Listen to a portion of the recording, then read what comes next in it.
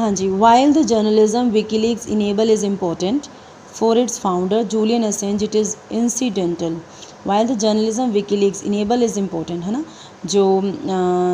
Journalism WikiLeaks था उसकी वो इम्पोर्टेंट हो गया फॉर इट्स फाउंडर के लिए जूलियन असेंज, इट इज़ इंसिडेंटल। लेकिन ये जूलियन असेंज के लिए एक इंसिडेंटल चीज़ हो गई, बाय वी कैन से कि एक्सीडेंट हो गई। Assange, unlike most reporter, is not interested in specific revelations. जो Assange था दूसरे रिपोर्टर्स की तरह वो नहीं इंटरेस्टेड था कि कोई पर्टिकुलर चीज़ को रिवील किया जाए, रिवील मतलब सामने लाया जाए। He want to use these leaks to promote systematic change. मतलब हम कह सकते हैं जैसे मीडिया में कई चीज़ों को बिना मतलब के ही रिवील किया जाता है ताकि एक स्पाइसेस क्रिएट की जा सके, लोग उनके चैनल को ज़्यादा देखें। लेकिन विकीलीक्स का ऐसी कोई भी वी कैन से कि एक उनका इंटरेस्ट ऐसा नहीं था कि उनको पब्लिसिटी मिले। वो सिर्फ क्या चाहता था, he want to use these leaks, इन लीक्स को यूज़ करना चाहता था टू प्रमोट सिस्टमेटिक चेंज, ताकि सिस्टमेटिक चेंज आए। In the way unaccountable bureaucracies create policies invisible to people, जैसे कि ब्यूरोक्रेसीज़ हैं वो पॉलिसीज़ क्रिएट कर रही हैं इनविजिबल लेवल पे, मतलब किसी को बिना पता लगाए, लोगों जो कॉमन पीपल है उनको कुछ नहीं पता चलता। In whose name they rule, और उसके बाद वो रूल कर रहे हैं। जैसे हम अपने पॉलिटिकल लीडर्स की बात कर सकते हैं कि जो कॉमन पीपल है वही उनको चुनती है, लेकिन जब रूल बनते हैं और तब वो जो कॉमन पीपल होते हैं वो कहीं भी नहीं होते। Assange's central idea is that by leaking the internal communication of oppressive states, WikiLeaks forces them into becoming more opaque within themselves and thus degrade their ability to function. WikiLeaks का क्या central idea क्या था कि अगर हम by leaking the leak करके internal communication को leak करके ऑफ ऑप्रेसिव स्टेट्स, जो स्टेट्स दूसरे स्टेट्स को दबाती हैं या कॉमन पीपल को दबाती हैं, क्या होगा, विकीलीक्स फोर्सेस, विकीलीक्स ने कोशिश की, फोर्स किया them into becoming more opaque. Opaque होता है ट्रांसपेरेंट होता है जिसके आर पार पूरा दिखता है, ओपेक होता है जिसके आर पार नहीं दिखता, ताकि वो ओपेक बन सके विद इन देमसेल्व्स, अपने अंदर, and thus degrade their ability to function, उनका जो फंक्शन करने की एबिलिटी है उसको डिग्रेड कर सके। मतलब जो लोग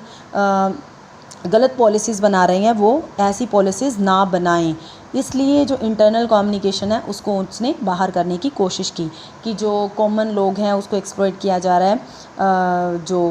हाई अथॉरिटीज़ के द्वारा, वो ना हो। Specific revelations are useless against the hydra of the security state, cut off on one head, क्योंकि कहते हैं कि स्पेसिफिक चीज़ को अगर आप रिवील करेंगे तो उससे क्या होगा,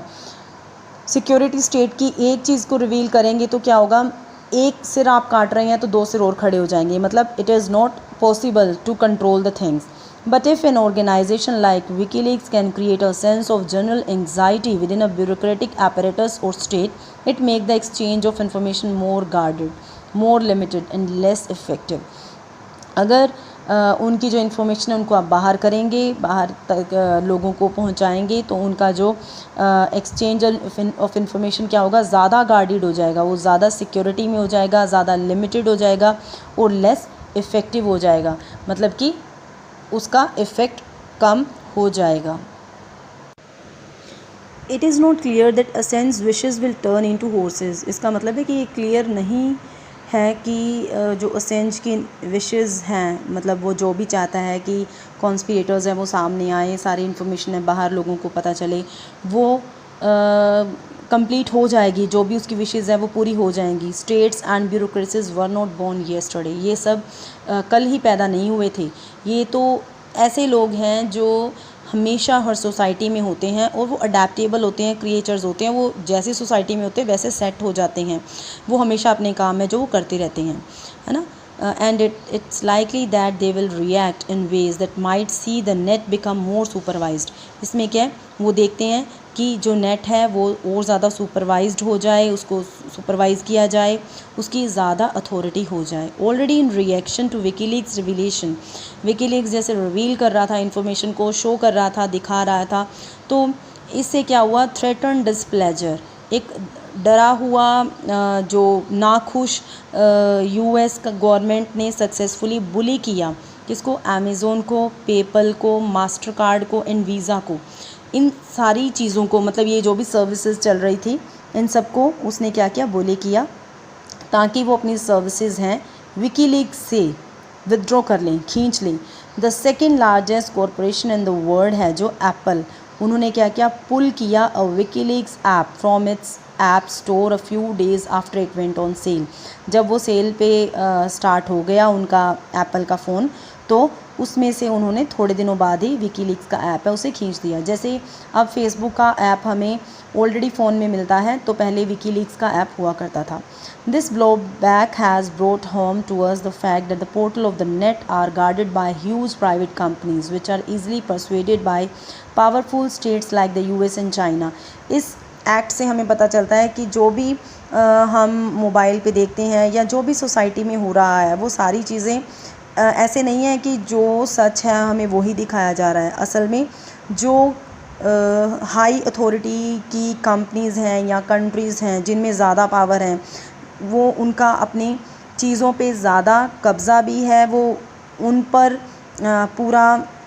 अपनी पावर दिखाता है, और जो चीज़ें उन्होंने वो चाहते हैं कि लोगों को दिखाई जाए सिर्फ वही चीज़ों को आगे शो करते हैं। जैसे कि यूएस और चाइना ये क्या है, पावरफुल कंट्रीज़ में आती हैं। तो इनकी जो प्राइवेट कंपनीज़ हैं, अगर ये चाहती थी विकीलीक्स, क्योंकि विकीलीक्स हर चीज़ को रिवील कर रहा था तो उसको बाहर निकालना चाहती थी, और फेसबुक क्या करता है, समझदार लोगों को बेवकूफ़ बना रहा है, तो उसको उन्होंने उसमें डाला। Some transparency advocates who work in conventional incremental ways are concerned that Assange's work threaten the concessions they have won from governments, है ना। जो भी Assange का वर्क था उसने जो गवर्नमेंट्स थी उनको डराया, because he was doing for the he was working for the true things, जो राइट थिंग्स थी उनको वो सामने ला रहा था।